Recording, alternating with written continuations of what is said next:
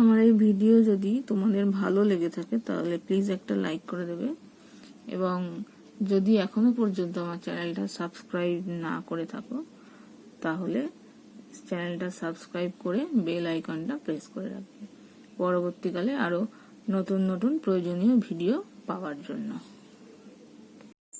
এবার দেখো আমরা করব ক্লাস 8 এর 7 নম্বর school, Hooghly branch government school.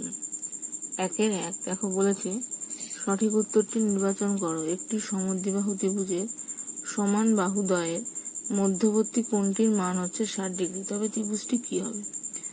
দেখো, সমান বাহুদ্বয়ের মধ্যবর্তী কোণ যদি 60 ডিগ্রি হয় তাহলে বাকি যে কোণ দুটো আছে সেই কোণ দুটোর মানও তো সমানই হবে, তাহলে সেই কোণ দুটোও 60 ডিগ্রি করেই হবে, কারণ সমান বাহু সংলগ্ন কোণ আমরা জানি 60 ডিগ্রি। মানে দেখো আমি বলতে চাইছি এই হচ্ছে সমদ্বিবাহু ত্রিভুজ, ঠিক আছে? এবার এই কোণটা যদি 60 ডিগ্রি হয়, এই কোণটা আর এই কোণটা তো সমান হবেই, তা এইটা 60 হলে এই দুটোর সমষ্টি 120 হবে, তাহলে এই দুটোও 60 করেই হবে, তাহলে তিনটে কোণই 60 হবে। তার মানে কোণটি কি হবে? অপশন নাম্বার সি হবে সমবাহু ত্রিভুজ।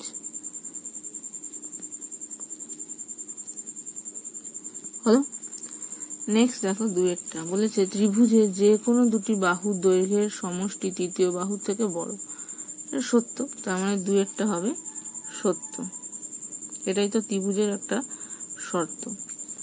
নেক্সট দেখো পঞ্চভুজের 5টি অন্তঃকোণের সমষ্টি কত সমকোণ? অন্তঃকোণের সমষ্টির আমরা ফর্মুলাটা কি জানি? 2 × n-2 সমকোণ, তাই তো? এবার যদি পঞ্চভুজ হয় তাহলে কি হবে? 2 × 5 - 2, তার মানে ইজিক্যাল টু হচ্ছে 2 × 3, মানে হচ্ছে 6 সমকোণ। হলো, তাহলে ড্যাশে বসবে 6। নেক্সট দেখো বলেছে জলে হাইড্রোজেন ও অক্সিজেনের অনুপাত 2:1 হলে হাইড্রোজেনের শতকরা পরিমাণ কত? তাহলে এখান থেকে হাইড্রোজেনের আনুপাতিক ভাগ আর কত পাচ্ছি? দেখো 2/3, 2/2 যোগফল, সেটা 100-র মধ্যে কত আছে সেটা আমাকে বার করতে হবে। তাহলে কি হবে? 2/3 ইন্টু হচ্ছে 100%, তার মানে এটা এখান থেকে পাচ্ছি 200 বাই হচ্ছে 3। এবার এটাকে পয়েন্টে করে দিলে কি হয়? ভগ্নাংশে 6 দিয়ে করলে 3 × 6 = 18, 2 আর 0, 3 × 6 = 18, 2, তার মানে এটা 2/3, তাহলে এত পার্সেন্ট হচ্ছে। হলো। নেক্সট দেখো 5 নম্বর বলেছে x² + px - 6 = x + 2 x - 3 হলে p এর মান কত?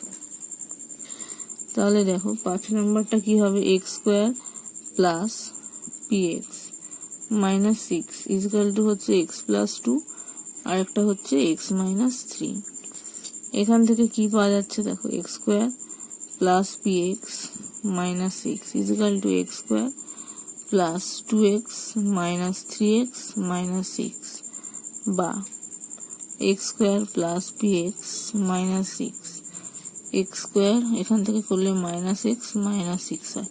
এবার দুদিক থেকে তুলনা করলে এই পার্টটা ইজিক্যাল টু এই পার্টটা হয়, তার মানে p ইজিক্যাল টু হচ্ছে -1। হলো।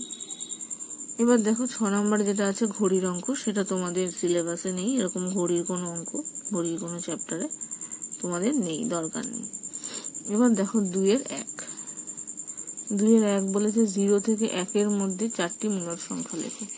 তাহলে কি নিয়ম আমরা জানি? 0 থেকে 1-এর মধ্যে, তাহলে 0/1, আর 1-এর মধ্যে হচ্ছে 1/1। এবার 4টে যেহেতু,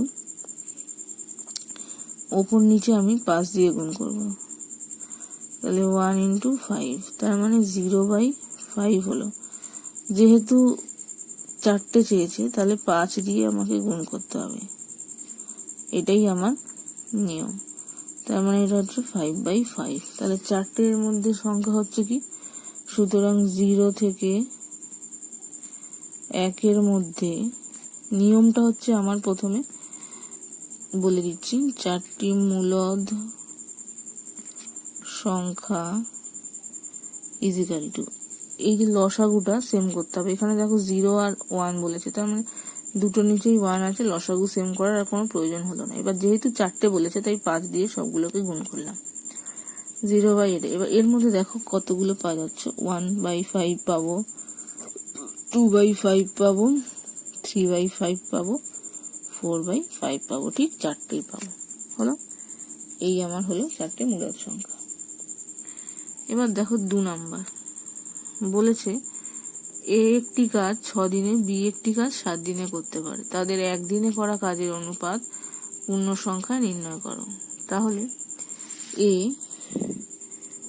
এ 6 দিনে করতে পারে, একদিনে করে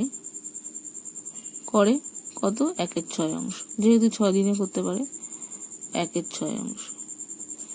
আর বি একদিনে করে 7 দিনে মানে 1/7 অংশ। সুতরাং পূর্ণ সংখ্যার অনুপাতে এটা করতে হলে এদের লসাগু কত, 42। তাহলে 42 দিয়ে গুণ করলে 7:6 হচ্ছে 6। তাহলে এদের এই পূর্ণ সংখ্যা কাজের অনুপাত এ আর বি এর হচ্ছে 7:6। হলো, এবার দেখো 3 নাম্বার বলেছে x plus y plus z is equal to 0 হলে এটার মান। এবার এখান থেকে আমি কি পাচ্ছি দেখো, x plus y is equal to, এটা এদিকে চলে গেলে মাইনাস জেড, একইভাবে y plus z is equal to minus x, একইভাবে z plus x is equal to minus Y.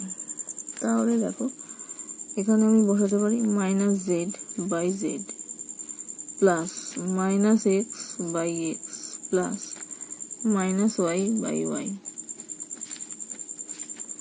তার মানে এখান থেকে -1 -1 -1, তার মানে হয়ে যাচ্ছে -3। হলো, এবার দেখো বলেছে 4এরটা p is equal to q is equal to r is equal to দেওয়া আছে, সেখান থেকে পি কিউ আর এর মধ্যে সম্পর্ক। তাহলে দেখো আমরা কি জানি, x cube plus y cube is equal to কি, এক্স প্লাস ওয়াই এর whole cube minus 3xy into x plus y. ঠিক আছে, এবার এইটা মানে হচ্ছে পি, এইটা মানে হচ্ছে আর এর cube minus 3 into q into r, এটাই হয়ে গেল আমার সম্পর্ক। হলো, এবার দেখো লঘিষ্ঠ আকারে প্রকাশ। এটাকে যদি আমি করি কি করা যাবে দেখো, a প্লাস 1 a মাইনাস 2। এবার এটাকে ভাঙা যায় a square minus 2a plus a minus 2, আর এটাকে a কমন নিলে a প্লাস 1।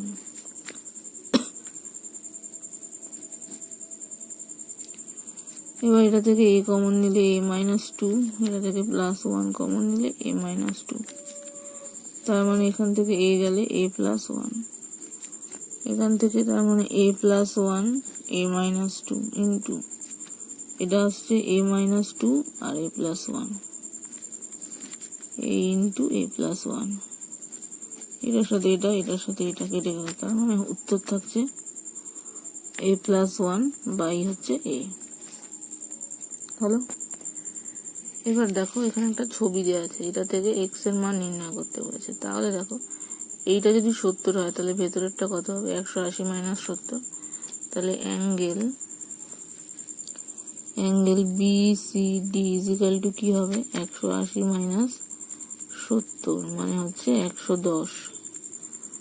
একইভাবে এখান থেকে দেখো ইডিসি বা সিডিই কত হবে, সিডিই ইজিক্যাল টু 180 মাইনাস 75 মানে হচ্ছে 105।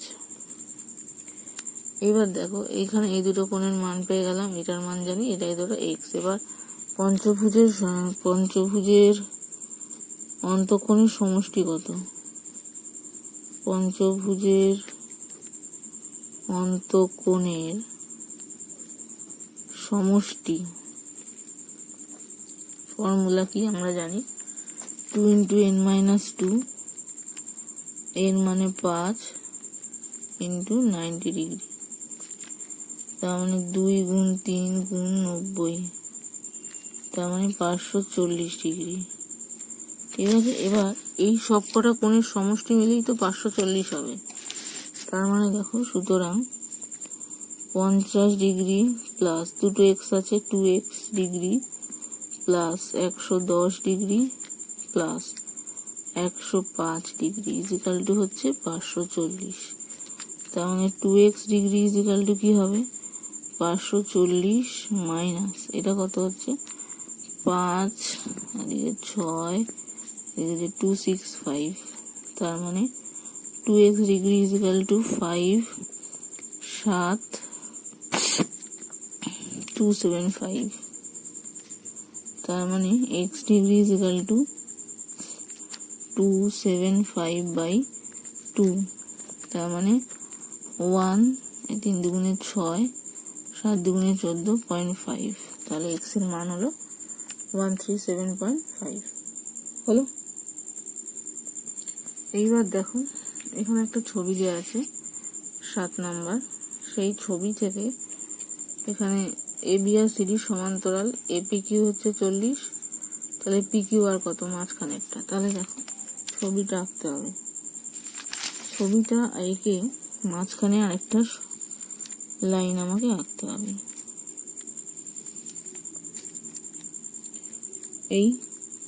এবার মাঝখানে আরেকটা সমান লাইন আমাকে আঁকতে হবে, সেটা আমি এটা সমান্তরাল করে আঁকলাম, সেটা লিখে নিতে হবে। এবার এই কোণটা হচ্ছে 40, ঠিক আছে, এ বি সি ডি, এটা হচ্ছে পি, এটা হচ্ছে কিউ, এটা হচ্ছে আর, এটা হচ্ছে 50, ঠিক আছে। এবার এটা একটা এক্স আর ওয়াই, এক্স ওয়াই সমান্তরাল এ বি অঙ্কন করা হলো, মানে সমান্তরাল করে, তার মানে এই কোণটা যদি 40 হয় এটাও 40 হবে একান্তর, সুতরাং অ্যাঙ্গেল কি, এটা y q b is equal to একান্তর AP q, AP q is equal to কত, 40 ডিগ্রি। এবার একইভাবে এই যে কোণটা এটার সাথে এটা একান্তর, তার মানে ওয়াই কিউ, সরি এটা হচ্ছে ওয়াই কিউ পি, বি না, এটা হচ্ছে আর ইজ ইকুয়াল টু একান্তর এটার সাথে Q R C, Q R C মানে এটা হচ্ছে 50 ডিগ্রি। এবার পি কিউ আর মানে এই দুটোর যোগফল, p q r is equal to y q p plus y q r, তার মানে 40 প্লাস 50 ইজ ইকুয়াল টু হচ্ছে 90 ডিগ্রি হলো। এবার দেখো বলেছে 7 অশ্বক্ষমতা সম্পন্ন পাম্পে 63,000 লিটার জল তুলতে 10 ঘন্টা সময় লাগে, তাহলে 5 অশ্বক্ষমতা সম্পন্ন পাম্পে 36,000 লিটার জল তুলতে কত সময় লাগবে। তাহলে এটা আমার ত্রৈরাশিকের অঙ্ক, গাণিতিক সমস্যা লিখে করতে হবে হলো। দেখো এইরকম সমস্যাটা হবে। এবার পাম্পের ক্ষমতা যদি স্থির থাকে, জলের পরিমাণ বাড়লে সময় বাড়বে, তাহলে জলের পরিমাণের সাথে সময়ের সরল সম্পর্ক, ঠিক আছে। এবার জলের পরিমাণ যদি স্থির থাকে তাহলে পাম্পের ক্ষমতা কমলে সময়ও কমবে, না সময় বাড়বে, সরি হ্যাঁ পাম্পের ক্ষমতা কমে যাচ্ছে তো, তাহলে সময়টা বেশি লাগবে, তার মানে পাম্পের ক্ষমতার সাথে ব্যস্ত সম্পর্ক। তাহলে আগে সম্পর্কটা লিখে নিই। তাহলে দেখো এটার সাথে এটা সরল সম্পর্ক। সরল সম্পর্ক হলে আমরা কি বলেছি, মান যদি কমে ভগ্নাংশের মান 1-এর থেকে ছোট হবে, তাহলে ভগ্নাংশ হবে এইটা বাই এইটা, তার মানে 36,000/63,000, 3টে শূন্য কেটে গেল, ঠিক আছে। এবার 9 দিয়ে যদি করি 4 নং 36, 7 নং 63, তার মানে 4/7। আর এইটা যেহেতু ব্যস্ত সম্পর্ক, মান কমলে ভগ্নাংশের মান 1-এর থেকে বড় হবে, তার মানে এটা হবে 7/5। তাহলে নির্ণেয় সময় কি হবে, সুতরাং নির্ণেয় সময় ইজ ইকুয়াল টু 10 × 4/7 × 7/5, এত ঘন্টা। 5 দিয়ে করলে 2, তার মানে 8 ঘন্টা লাগবে হলো। এটাই হবে উত্তর। এবার দেখো 2 নম্বর বলেছে, তুমি, তোমার দাদা ও তোমার দিদি 3 জনে মিলে ঠিক করলে যে বাড়ির জানালাগুলি রং করবে। তুমি, তোমার দাদা ও দিদি আলাদাভাবে এই কাজটি যথাক্রমে 12 দিনে, 4 দিনে ও 5 দিনে করতে পারো। 3 জন একত্রে এই কাজটি করলে কত দিনে কাজটি করতে পারবে? তাহলে দেখো, আমি কাজটি করতে পারি 12 দিনে, সুতরাং আমি একদিনে করি 1/12 অংশ। ঠিক আছে, এবার হচ্ছে দাদা কাজটি করতে পারে 4 দিনে, সুতরাং দাদা একদিনে করে 1/4 অংশ। হলো। এবার হচ্ছে দিদি কাজটি করতে পারে কত দিনে? 5 দিনে, সুতরাং দিদি একদিনে করে 1/5 অংশ। হলো। তাহলে 3 জনে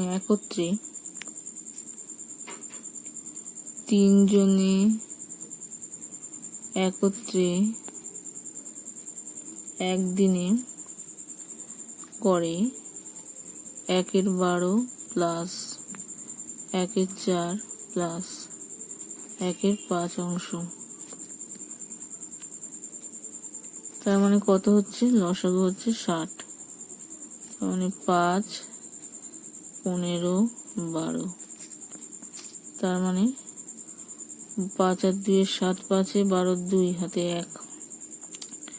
তার মানে এটা হচ্ছে 3, 32/60। 2 দিয়ে করলে 16, 30, 2 দিয়ে করলে 8, 15।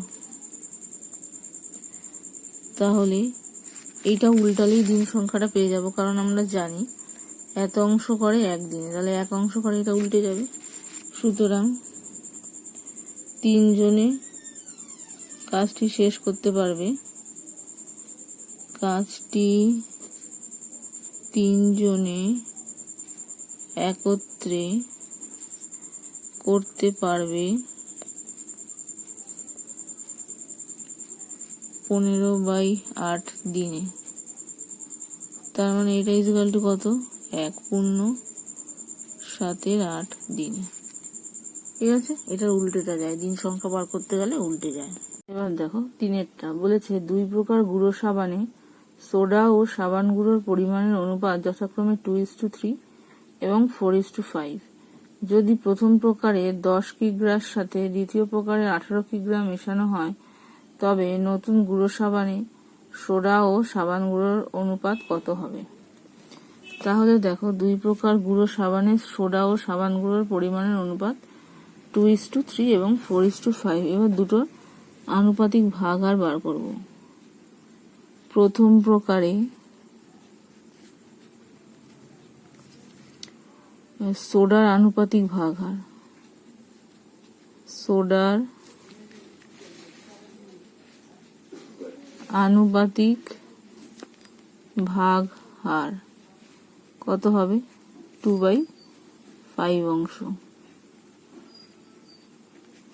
আর সাবান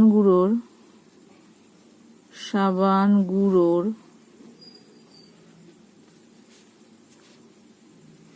আনুপাতিক ভাগহার হবে 3/5 অংশ।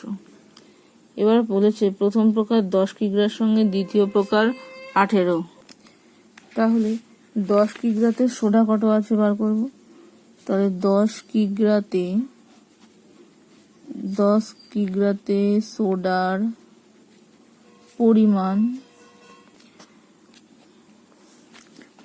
পরিমাণ কি হবে? 10 গুণ 2/5 এত কিগ্রা। তার মানে এখানে 2 দিয়ে কাটলে 4 কিগ্রা। তাহলে 10 কিগ্রাতে সাবান গুঁড়োর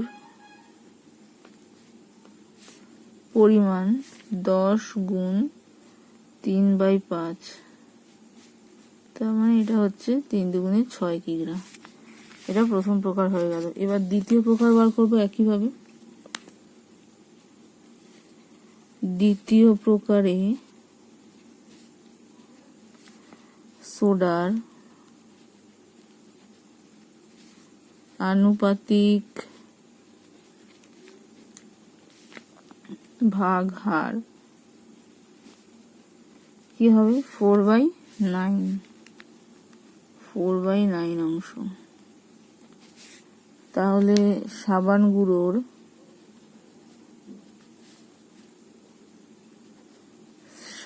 গুঁড়োর আনুপাতিক ভাগ হার 5/9 অংশ। এবার এটা হচ্ছে 18 কিগ্রা। 18 কিগ্রাতে সোডার পরিমাণ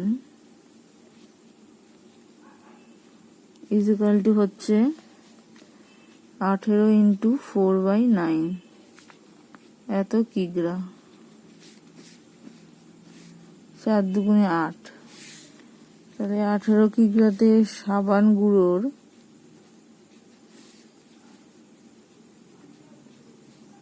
পরিমাণ 18 ইন্টু 5/9,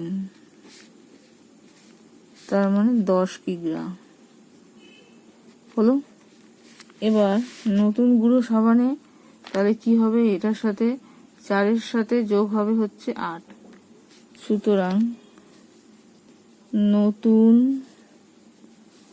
গুঁড়ো সাবানে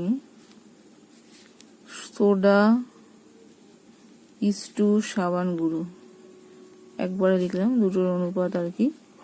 সোডা ইস্টু সাবান গুঁড়ো ইকুয়াল টু কি হবে? দেখো এখানে আছে 4 এখানে আছে 8, তার মানে 4 + 8 ইস্টু হবে 6 + 10, তার মানে 8 আর 4 12 ইস্টু 16, 4 দিয়ে করলে 3:4। এইটা হচ্ছে আমার অ্যান্সার হলো। এবার দেখো 4 নাম্বার বলেছে কোনো পরীক্ষায় পরীক্ষার্থীতে 60% ইংরাজিতে 70% অঙ্কে পাশ করেছে, কিন্তু 20% পরীক্ষার্থী ইংরাজি অঙ্ক উভয় বিষয়ে ফেল করেছে। উভয় বিষয়ে ফেল করেছে হচ্ছে 20%। ঠিক আছে। এবার যদি 2500 জন পরীক্ষার্থী উভয় বিষয়ে পাশ করে থাকে তবে মোট পরীক্ষার্থীর সংখ্যা কত? তাহলে দেখো ইংরেজিতে পাশ করেছে এত, অঙ্কে এত, আর উভয় বিষয়ে ফেল করেছে এত। এবার শুধু ইংরেজিতে ফেল করেছে কত সেটা আমি আগে বার করবো। সুতরাং শুধু ইংরেজিতে ফেল কি হবে? টোটাল পার্সেন্টেজটা 100, তো 60% পাস করেছে, তার মানে এইটা 40%। এবার এটা হচ্ছে ইংরেজিতে ফেল। এবার তাহলে অঙ্কে ফেল করেছে কত?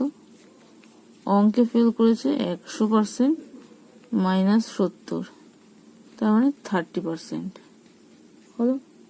এবার উভয় বিষয় ফেল করেছে 20%, তাহলে শুধু ইংরেজিতে ফেল করেছে, সুতরাং শুধু